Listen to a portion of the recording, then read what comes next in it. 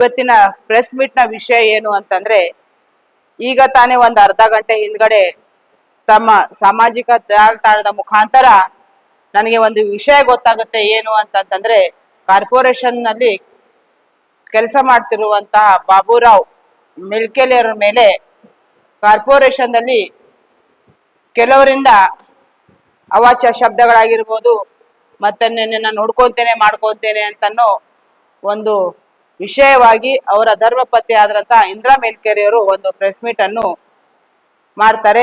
ನಿಜವಾಗ್ಲೂ ಇಲ್ಲಿವರೆಗೂ ನಾನು ಯಾವುದೇ ತರ ಕಾರ್ಪೊರೇಷನ್ ವಿಷಯದಲ್ಲಿ ನಾನು ಬಂದಿರ್ಲಿಲ್ಲ. ನಾನು ಇವತ್ತು ಬಂದಿರೋ ವಿಷಯ ಏನು ಅಂತಂತಂದ್ರೆ, ಆ ಇಂದ್ರಾ ಅಂತ ಅನ್ನೋ ಮಹಿಳೆ ಕಣ್ಣಲ್ಲಿ ನೀರ್ ತರ್ತಾ ಈ ಒಂದು ವಿಷಯನ ಮಾತಾಡಿದಾಗ ನಮ್ಗೂ ಕೂಡ ನಿಜವಾಗ್ಲೂ ತಡೆಯಕ್ ಆಗ್ಲಿಲ್ಲ.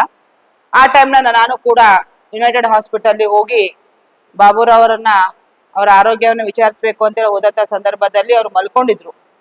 ಅವ್ರು ನನ್ನ ಮಾತಾಡ್ಸಕ್ ಆಗ್ಲಿಲ್ಲ. ಆ ಟೈಮ್ನ ನಾ ಅವ್ರ ಪತ್ನಿಯವ್ರಿಗೆ ಕೇಳಿದೆ, ಏನ್ರಿ ಏನ್ ವಿಷಯ ಆಯ್ತು ಅಂತಂದಾಗ ಅವರು ನಿಜವಾಗ್ಲೂ ಇಷ್ಟು ದುಃಖದಿಂದ ಹೇಳಿದ್ರು ಅಂತಂತಂದ್ರೆ, ನಾನಾಯ್ತು ನನ್ ಗಂಡ ಆಯ್ತು ತುಂಬಾ ಕಷ್ಟದಿಂದ ಜೀವನವನ್ನ ಸಂಸಾರವನ್ನ ಮಾಡ್ಕೊಂಡ್ ಬಂದಿದ್ದೀವಿ. ಕಲಬುರಗಿಯಲ್ಲಿ 20 ವರ್ಷಗಳ ಕಾಲ ಕಾರ್ಪೊರೇಷನ್ ನಲ್ಲಿ ನನ್ನ ಗಂಡ ಕೆಲಸ ಮಾಡ್ಯಾರ. ಇನ್ನ ತನಕನು ಯಾರೂ ಅವ್ರ ವಿಷಯವಾಗಿ ಒಂದು ಅಪಸ್ವರನ್ನ ಎತ್ತಿರ್ಲಿಲ್ಲ.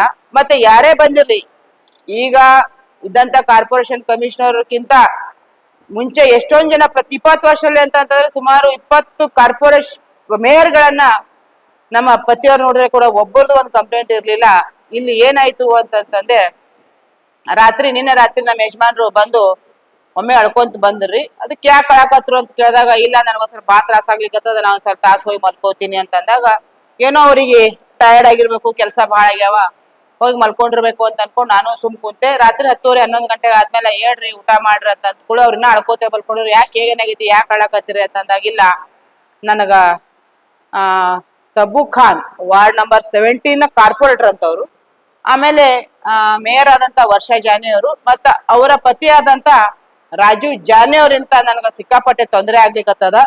ಮಾತಿಗೊಮ್ಮೆ ಬರೀ ನನ್ ಧಮಕಿ ಕೊಡ್ತಾರ, ಎಲ್ಲಾನು ಮಾಡ್ತಾರ, ನನಗ ಬದುಕಬಾರ್ದು, ಸಾಯ್ಬೇಕು, ಅದಕ್ಕ ನೀ ಏನ್ ಮಾಡು ಅಂತಂದ್ರ, ನಾನು ಏನ್ ಹೆಚ್ಚು ಕಮ್ಮಿ ಆಯ್ತಂತಂದ್ರ ನೀನು ನಿನ್ನ ಮಕ್ಕಳಿಗೆ ಚಂದಗೆ ನೋಡ್ಕೊಂಡು ನೀ ಆರಾಮಾಗಿರು, ಯಾಕೋ ನನಗಿದು ಬಹಳ ತೊಂದರೆ ಆಗ್ಲಿಕ್ಕತ್ತ ಅಂತ ಅನ್ನೋ ಒಂದು ವಿಷಯ ಅಂತ ಹೇಳಿದಾಗ, ಆ ಹೆಣ್ಮಗಳು ಒಮ್ಮೆ ಗಾಬರಿಯಾಗಿ ಅವರು ಈಕೆ ಹಿಂಗ್ಯಾಕ್ ಮಾತಾಡಕತ್ತಾರ ಅಂತ ಅಂದ್ಕೊಂಡು ಒಮ್ಮೆ ಅವ್ರು ಸ್ವೆಟಿಂಗ್ ಆಯ್ತಂತ. ಸ್ವೆಟಿಂಗ್ ಆಗಿ ಯಾಕೋ ಸ್ವಲ್ಪ ಪ್ರಜ್ಞೆ ತಪ್ಪಿ ಒಂಥರ ಕೈ ನಡಗೋದು ಆಗತ್ತಂತ ರಾತ್ರಿ 3 ಗಂಟೆಗೆ ಅವರು ಅವರ ಪತಿಯನ್ನ ಕರ್ಕೊಂಡು ಯುನೈಟೆಡ್ ಹಾಸ್ಪಿಟ್ಲ್ಗೆ ಅಡ್ಮಿಟ್ ಮಾಡ್ತಾರಂತ. ಅವಾಗ ಅವ್ರಿಗೆ ಗೊತ್ತಾಗಿದ್ದು ಏನಂತ, ಅವ್ರ BP ಏನೋ ಹೆಚ್ಚಾಗಿತ್ತಂತ, ಪಲ್ಸ್ಗಳೆಲ್ಲ ಕಮ್ಮಿ ಆಗಿತ್ತು ಅಂತ ಹೇಳಿ ಅಲ್ಲಿ ಡಾಕ್ಟರ್ಗಳು ಏನೋ ಹೇಳಿದ್ರು ಅಂತ ಹೇಳಿ. ಅವಾಗ ಅವರು ಎದಿ ಹೊಡ್ಕೊಂಡು ಎಲ್ಲಾ ವಿಷಯ ಗೊತ್ತು ಮಾಡಿದಾಗ ನಾನು ಕೇಳೋದಿಷ್ಟೇ, ಕಾರ್ಪೊರೇಷನ್ ನಲ್ಲಿ ಯಾರ್ ದಾದಾಗಿರಿ ಆಗ್ಲಿಕ್ಕತ್ತದ?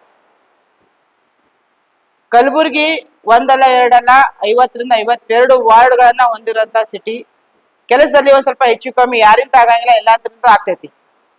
ಏನೋ ಒಂದ್ ಕಡೆ ಬಾಬುರಾವ್ ಅವ್ರ ಕಡೆಯಿಂದ ಹೆಚ್ಚು ಕಮ್ಮಿ ಆಗಿತ್ತಂದ್ರೂ ಕೂಡ ಅಲ್ಲಿದ್ದಂತ ಅಧಿಕಾರಿಗಳು, ಕಾರ್ಪೊರೇಷನ್ ಕಮಿಷನರ್ ಅವರು, ಅಲ್ಲಿಯ ಮೇಲಾಧಿಕಾರಿಗಳು ಕರೆದು ಅವ್ರಿಗೆ ಯಾಕಪ್ಪ ಹಿಂಗಂತ ಕೇಳ್ಬೇಕೇ ಹೊರತು, ಎಲ್ಲ ಜನರ ಮುಂದೆ ಒಬ್ಬ ಕೆಲಸ ಮಾಡೋರನ್ನ ಇವರು ಬಹಿರಂಗವಾಗಿ ನಿಂದೇನದ ಬಾಳ್ ನಡ್ದದ, ಶರ್ಟ್ ಎತ್ತಿ ದಾದಾಗಿರಿ ಮಾಡ್ತಾರಂತಂದ್ರೆ ಇವ್ರೇನ್ ಕಾರ್ಪೊರೇಷನ್ ಕಾರ್ಪೊರೇಟರ್ ಆಗಿದಾರೋ ಅಥವಾ ದಾದಾಗಿರಿ ಮಾಡಕ್ ಬಂದಾರೋ? ಇನ್ನ ತನಕನೂ ಆ ತಬು ಖಾನ್ ಯಾರಂತ ನನ್ಗೆ ಗೊತ್ತಿಲ್ಲ. ನಾನಂತೂ ಅವ್ರು ನೋಡೂ ಇಲ್ಲ, ಬಹುಶಃ ನೋಡಿದ್ರು ನನ್ನ ಮುಖ ಪರಿಚಯ ಇರ್ಲಿಕ್ಕಿಲ್ಲ. ನನಗೆ ಅವ್ರಿಗೆ ಯಾವುದೇ ವೈಯಕ್ತಿಕವಾದಂತ ವಿಷಯಗಳಿಲ್ಲ. ಆದ್ರೆ ನಾನು ಏನ್ ಹೇಳತ್ತೀನಿ ಅಂತಂದ್ರೆ, ತಾವು ಕೂಡ ಒಂದು ಕಾರ್ಪೊರೇಟರ್ ಆದ ತಕ್ಷಣ ತಮ್ಮ ಸಿಬ್ಬಂದಿ ಜೊತೆ ಯಾವ ತರ ನಡ್ಕೋಬೇಕು ಅಂತ ಅನ್ನೋದು ತಮ್ಮ ಹತ್ರ ಇರ್ಬೇಕು. ಅದನ್ನೆಲ್ಲ ಬಿಟ್ಟು ಎಲ್ಲ ಜನರ ಮುಂದೆ ಒಬ್ಬ ಅಧಿಕಾರಿಗಳನ್ನ ನೀವು ಈ ತರ ಕೀಳಾಗಿ ಮಾತಾಡ್ತೀರಿ ಅಂತಂದ್ರೆ ಯಾವ ಲೆಕ್ಕ? ಇವತ್ತಿನ ದಿವಸ ನಾನು ಬಾಬುರಾವ್ ಅವ್ರ ಪರವಾಗಿ ಮಾತಾಡ್ತೀನಿ ಅಂತಲ್ಲ, ಅವ್ರ ಒಬ್ರೇ ಅಂತಲ್ಲ, ಇಡೀ ಕಾರ್ಪೊರೇಷನ್ ದಲ್ಲಿ ಯಾರೇ ಕೆಲಸ ಮಾಡಿರ್ಲಿ ಅವ್ರೆಲ್ಲರೂ ನಮ್ಮವರು.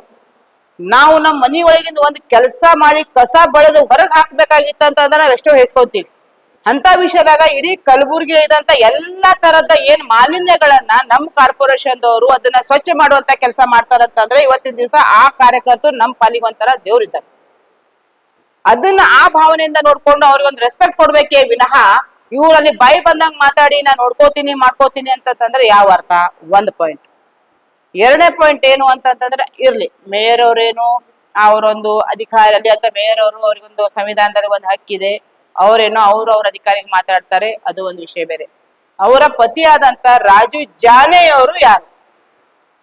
ಅಲ್ಲಿ ಅಧಿಕಾರಿಗಳಿಗೆ ಇವರು ಅಸಭ್ಯವಾಗಿ, ಅವರು ಮಹಿಳೆ, ಇಂದ್ರಾ ಮೇಲ್ಕೇರಿ ಅವರು ಮಹಿಳೆ, ಅವರೊಂದು ಹೌಸ್ ವೈಫ್, ಹೌದಪ್ಪ, ಸೋಷಿಯಲ್ ದಲ್ಲಿ ಇದ್ದವರಲ್ಲ, ಅವ್ರೇನೇನೋ ಒಂದು ಪೊಲಿಟಿಕಲ್ ಇದಕ್ಕೆ ಅಟ್ಯಾಚ್ ಆದವರಲ್ಲ, ಅವರೊಬ್ರು ಹೌಸ್ ವೈಫ್ ಆಗಿ ಮನೆ ಹೊರಗಡೆ ಬಂದು ಈ ತರದ ಒಂದು ಪ್ರೆಸ್ ಮೀಟ್ ಮಾಡಿ ಆ ರಾಜು ಜಾನೆ ಅಂತನವರು ಯಾವ ಒಂದು ಶಬ್ದವನ್ನ ಬಳಸ್ತಾರೆ ಅಂತ ಅನ್ನೋದನ್ನು ಕೂಡ ತಮ್ಮ ಮಾಧ್ಯಮದ ಮುಖಾಂತರ ಬಹಿರಂಗವಾಗಿ ಹೇಳಿದ್ದಾರೆ ಅಂತಂದ್ರೆ ಆ ಅವರು ಎಷ್ಟರ ಮಟ್ಟಿಗೆ ಮಾಡ್ತಾ ಇರೋದು ಸರಿ ಅಂತ ಅನ್ನೋದನ್ನ ಅವ್ರು ಹೇಳ್ಬೇಕು.